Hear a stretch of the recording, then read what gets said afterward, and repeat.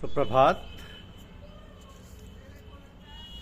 सर्वजन हिताय सर्वजन सुखाय, यह हमारी आज की आध्यात्मिक चर्चा का विषय। सर्वजन हिताय सर्वजन सुखाय।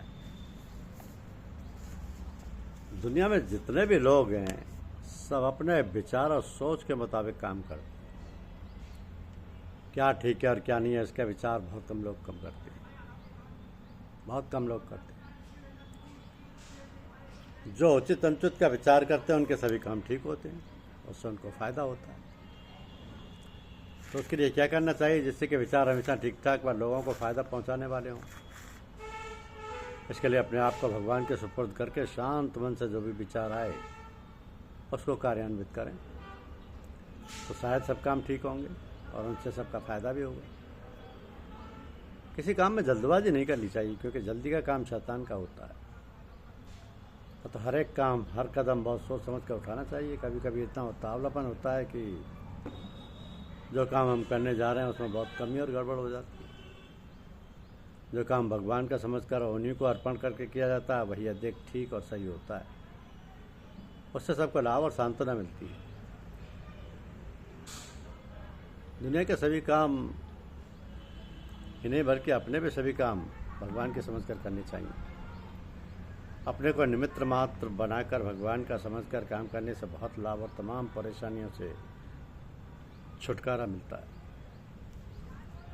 काम तो अनिवार्य है, दुनिया में रहकर काम से छुटकारा नहीं मिल सकता।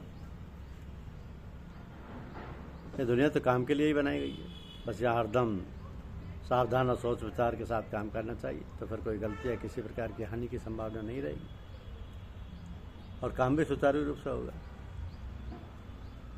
मन का स्वभाव संचल है और वह चंचलता तभी मिटती है या थमती है जब हम सभी काम भगवान के समझ कर करते हैं।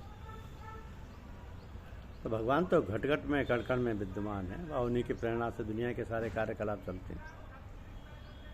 जो लोग कार्य भगवान की याद में भगवान का समझ कर करते हैं उनका काम हमेशा शुद्ध, सात्विक व सर्वजन हिताय सर्वजन सुखाय होता है। फिर उसमें कोई सोच विचार या काट छांट की आवश्यकता नहीं पड़ती है। मनुष्य केवल यंत्रवत काम करता है। वस्तुतः करने कराने वाला तो भगवान ही है। बच्चा जब जन्म लेता है तो उसका फौरन बाद वो रोता है,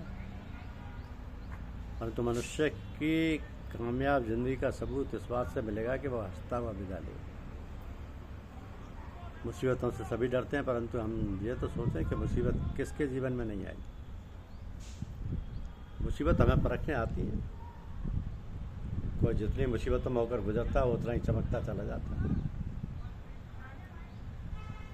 जब कोई विदेश जाता है तो गिना चुना सामान ही ले जाने की अनुमति होती है। जाहिर है ऐसे में हम बस खास खास सामान ही अपने साथ रखेंगे, फिर सब छोड़ देंगे। तो जब हम इस देह को छोड़कर अन्य लोग को प्रस्थान करेंगे तब हम अपने साथ किस वस्तु को ले जाना पसंद करेंगे। यदि हमारी पसंद जब तब दान सेवा है तब तो हमारी पसंद उत्तम मानी जाएगी, अन्यथा हम मुगालते में रहेंगे। एक शब्द है प्रेम। अक्सर इसका अर्थ अति विकृत एवं संकुचित रूप से लिया जाता है, जबकि इस शब्द का अर्थ बहुत व्यापक है। यदि प्रेम ना हो तो मनुष्य जीवन की कल्पना ही नहीं की जा सकती। माँ बच्चे से प्रेम करती है, भाई बहन मित्र मित्र, गुरु शिष्य, पड़ोसी पड़ोसी, रिश्तेदार से प्रेम करते हैं। कहने का तात्पर्य है कि मनुष्य की जिंदगी ही प्रेम पर टिकी है। जो व्यक्ति मानव निर्मित सीमाओं को लांघकर समस्त ब्रह्मांड से प्रेम करता है वास्तव में वही भगवान का सच्चा भक्त कहलाने का अधिकारी है। बड़ा ताज्जुब, न किसी ने जाना न पहचाना, और वो होके साफ बेपर्दा हर महफिल में रहते। कहा गया कि भगवान को आज तक कोई जान न पाया, पहचान नहीं पाया, जबकि परमात्मा खुले तौर पर हर जगह मौजूद है। कैसे? वो ऐसे ना तो काल का ना तो कोई आदि है ना अंत, ना ही स्पेस का किसी से को अब तक और छोर मिला। प्रत्येक मनुष्य में जीवन पर्यंत बिना प्रयास के दिल धड़कता रहता है। कोई दो मनुष्य पृथ्वी पर एक से नहीं हुए और ना होने की संभावना। क्या वानगी के लिए सबूत काफी नहीं है कि परमात्मा है और सब जगह है? तो जहां चाह वहां राह। बात तो इस बात की है कि क्या हमें परमात्मा की चाह है। यदि चाह है तो राह भी मिल जाएगी, और यदि चाह नहीं है तो दुनिया की कोई ताकत हमें परमात्मा से नहीं मिला सकती। इसलिए कोई सच्चा सदगुरु पहले अपने शिष्य में परमात्मा के लिए प्यास जगाएगा और तदुपरांत उसकी प्यास बुझाएगा। यदि कोई विदेशी हमारे राष्ट्रपति का सम्मान करता है तो उसका यह अर्थ होता है कि उसने समस्त भारतवासियों का सम्मान कर दिया। ठीक उसी प्रकार जब कोई शिष्य अपने गुरु का सम्मान करता है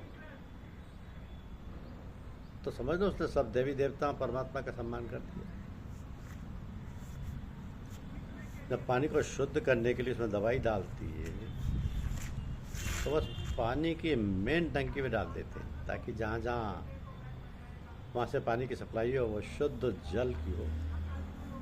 ठीक ऐसे ही जब कोई गुरु शिष्य को आशीर्वाद देता है तो उसका सबब शिष्य से संबंधित जितने भी व्यक्ति, स्त्री, बच्चे, माँ बाप होते हैं स्वतः पहुँचता है।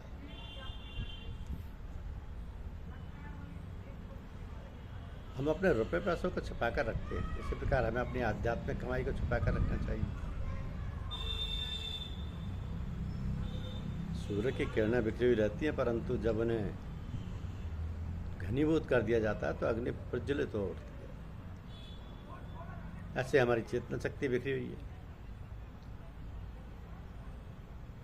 बिखरी हुई होने पर ना के बराबर लगती है, परंतु यदि उसे हम घनीभूत कर लें तो ना जाने क्या क्या काम कर सकते हैं, जिन्हें दुनिया अचंभे से देखेगी। ओम शांति शांति 3 बार शांति, 2 बार शांति, 3 बार शांति शांति बोला जाता है।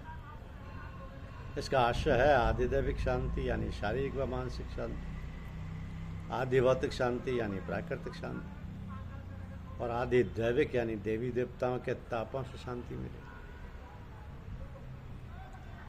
मान लीजिए गुरुजी ने कहा गुड़ मत खाओ, अब गुड़ खाना तो छोड़ दिया, परंतु मन में गुड़ खाने की लालसा बरकरार है, तो ये गुड़ छोड़ना नहीं हुआ। छोड़ना वही होता है जो मन से भी छूट जाए। यदि तुम दुख में हो तो दूसरों का दुख दूर करने का प्रयत्न करो, तुम्हारा दुख चला जाएगा।